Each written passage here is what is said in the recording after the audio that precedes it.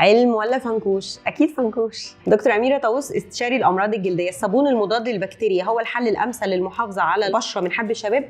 هو الانتي بكتيريال عموما ده مهم جدا في التريتمنت، سواء لحب الشباب او للمحافظه على البشره، التئام الجروح. كل المرطبات الحديثه او كل العلاجات الحديثه بتحتوي على حته الانتي مايكروبيال، لان في حاجه اسمها مايكروبيوم بيبقى متسبب في حاجات كثيره جدا من الامراض المزمنه للجلد، طبعا من ضمنها حب الشباب. اصحاب البشره الدهنيه مش بيحتاجوا مرطب لبشرتهم، ده كومن ميستيك، خطا شائع جدا.